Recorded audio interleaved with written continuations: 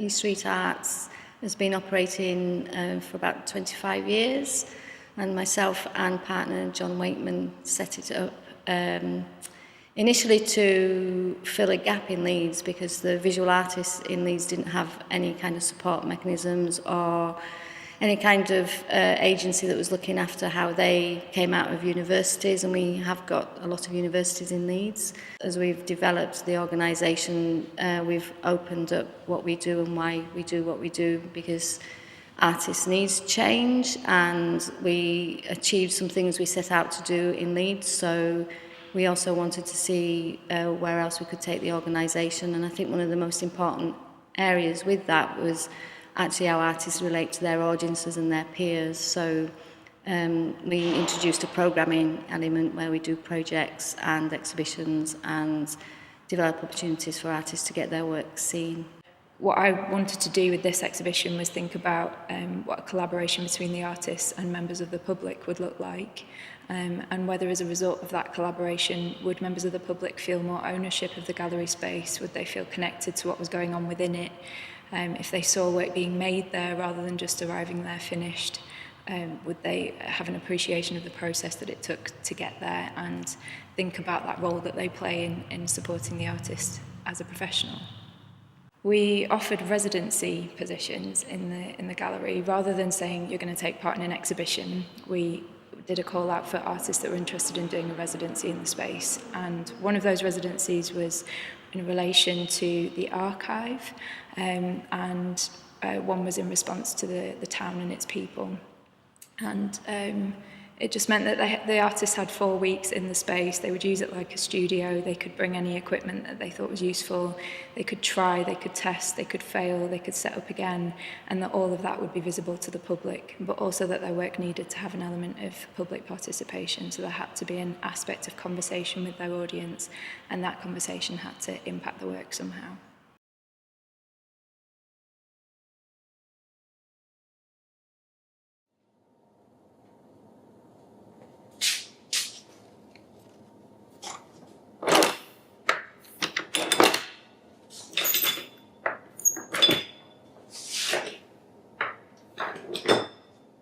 The commission call out was about wayfinding, and so my idea was to talk to people around the town anonymously about the gallery, asking them if they knew of it already, where it was, and sometimes they'd know about the gallery, sometimes they'd have no idea where it was, sometimes people didn't even know it existed.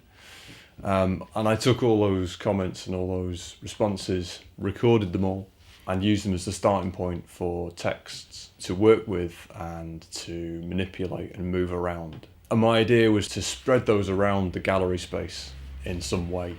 And so I'd set up a workspace studio within the gallery where what I was doing was going to be open to visitors to the gallery. And I think that was a really important part of the commission. They wanted people to be able to see artists working in the space and to not feel like art was this rarefied thing that only happened in sacred spaces that people were never allowed to see. And so I'd set up a workspace similar to my own studio, taken some of my small printing presses, set them out in the studio, and my idea was to start filling the space with paper and prints and see where that took me. All of it using people's comments and observations as raw material, really, to work with. I think it's really interesting to see what people are allowed to do, what they feel like they're allowed to do within a space. And I'm really interested in what people felt like they were allowed to do in a gallery space. And I was interested in the question of, would people feel able to just walk through the space while I was in there working? And sometimes I'd be working and see somebody out the corner of my eye come to one of the doorways and look in, and then very quickly duck away again. And they obviously felt like there's somebody working here and I'm not allowed in. So I'd often try and call people back and say, no, it's okay, you can come through, come and have a look and see what's happening. And sometimes those interactions would become part of the work as well, because we'd then have a conversation. They'd ask what I was doing, I'd ask what they were doing. We'd find out what we both thought of the gallery. And sometimes I found I ended up with a feedback loop of that, which was really interesting. So somebody would come through we'd have a conversation, I'd write it down and put it on the wall a week later, and then they'd come back through and they'd read part of what they'd said to me on the wall again. So I really liked that aspect of allowing people into the work, giving them permission to be part of it. So none of the work exists without what people have said. None of it came from my head. I arranged it and I moved all that raw material around, but it wouldn't have existed if I hadn't had conversations with people and interactions with people. And that's an interesting part of the principle of the exhibition about wayfinding, about how we move around and why we move around and what happens when we do move around. That was all key in the interactions with people.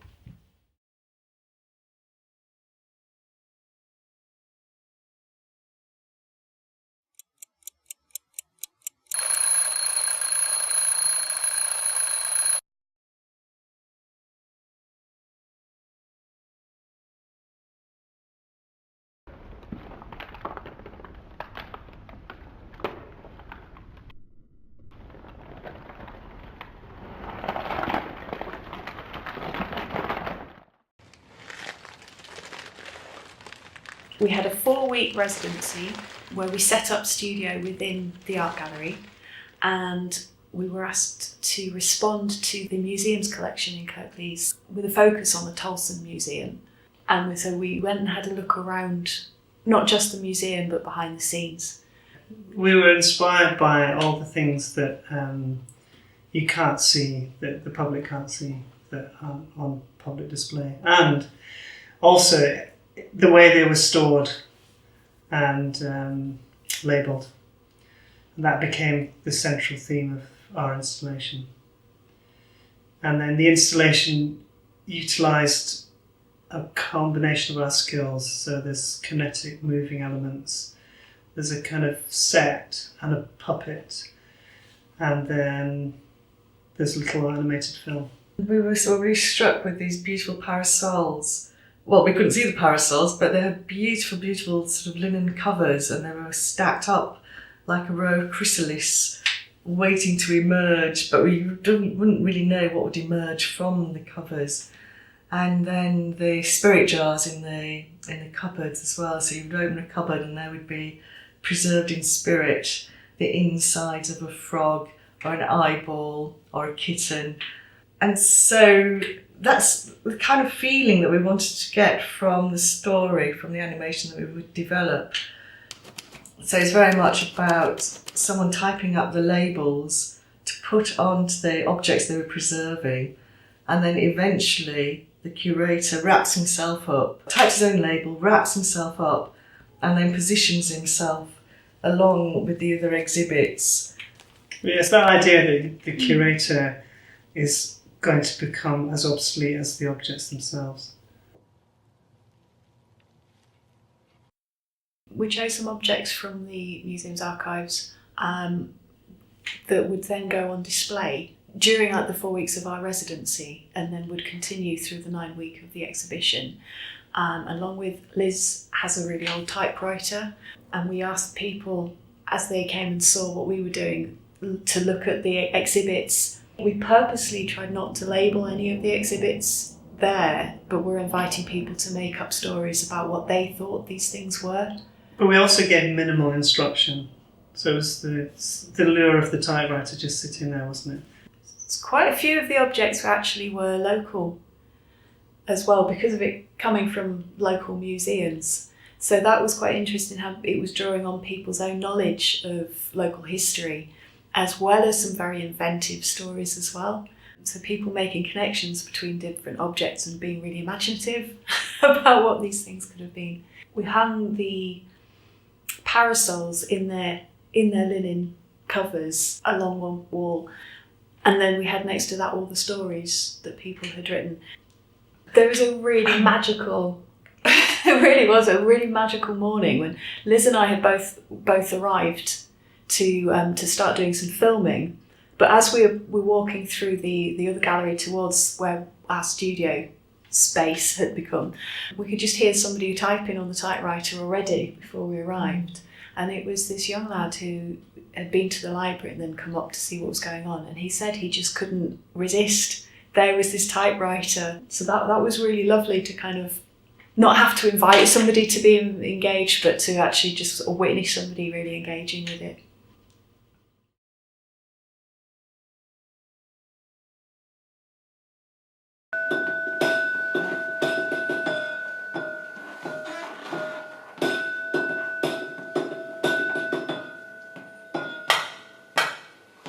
Before the 5 exhibitions of the last ROTOR series, they invited me to respond as a choreographer and a dance artist to each exhibition. And then I got some Arts Council funding to make that happen a little bit more depth. So then I auditioned some dancers. We had the same dancers for each exhibition and a different response, a live public performance for each exhibition, and then a series of workshops in each exhibition. Doing the public workshops were very helpful because it helped me think about choreographic ideas and how people responded to the artworks. I think that the thing that was interesting about the way it was made was that it wasn't finished until the day of the opening, and it was made in situ, which also made it a little bit interesting for me, because when I was thinking about the creation of the dance work or the choreography, I didn't know what the exhibition would look like. So I had to kind of wait till the last minute and then think about what I was going to do in response. The process, I think, also was interesting because I had a dialogue with the artists and they talked to me about their process. And particularly with David, he was interviewing people. Plus he had his printing presses in the space, which our musician then, he played and created a song around the words that David had printed out in the space. And then the dancers used that idea of mapping and supporting and travelling together.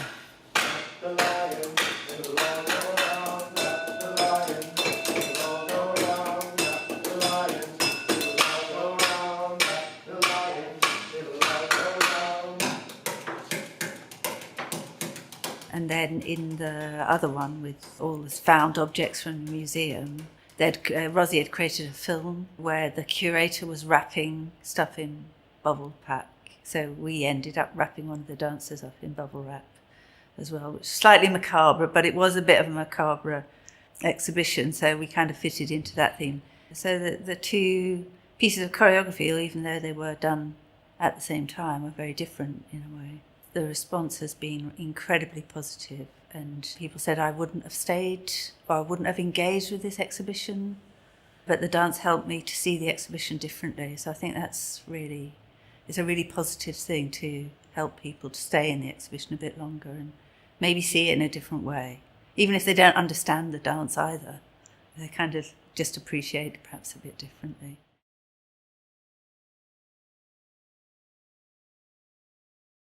We were commissioned by ROTOR to create a workshop and event that increased public engagement with Huddersfield Art Gallery and the ROTOR exhibition. We found that when people enter art galleries, they often feel like there's certain ways that they should behave or certain things they should do, or that they feel restricted in being able to express themselves or talk about the artworks with people. So one big thing that we really wanted to do was get people to talk about the artworks and to feel free, and that they could sort of ask questions and be inquisitive and talk to each other and just generally engage more with the artworks that were on display and with the open house exhibition. So our approach to that was quite playful. We hosted a workshop that was a sign writing workshop, and we asked people to think of one question they would really like to ask the artist, and then they created their own artwork around that, and those signs were then used at an event later on. We ran an event on a Saturday, a really busy sunny Saturday, where we took these artworks outside of Huddersfield Art Gallery and they were displayed for people to see, and we also gave out a little sort of newspaper zine which was made on the workshop day, and we asked people to again sort of look at the signs and go back into the gallery and ask questions of the artworks and ask questions of the artists, and just got them talking a bit more about that. So to do that, we gave them a cup, and the idea was that you'd go around with this cup, you'd pick an artwork and you'd write a question about it, and then you'd go and hand it back in and you could get a cup of tea, And the idea is that it would be swapped with somebody else and then they would write their answer to the question. So it was all about creating conversation. And in fact, when we popped back up, didn't we, there was so much buzz in the gallery, and there was, I think, quite a lot of people just in the lobby having a chat, and it was nice to just see people relax. Yeah, there was a mixture of people asking about the artist in general and what inspired the works, through to kind of like technical and artistic decisions from the exhibitions. So what had inspired the use of the puppet in the exhibition, or why they'd picked particular archive pieces from the collection. One of the things that came out of us being there and having conversations with the public was that a lot of people started to talk about their own art experiences growing up and the art that they used to make, or what they thought art was, or what they think art should be. So it's like having that freedom to sort of talk as well and relate to your own experiences. Yeah, I know that no questions are silly questions. It's just how you respond to an artwork is okay in any sense, yeah.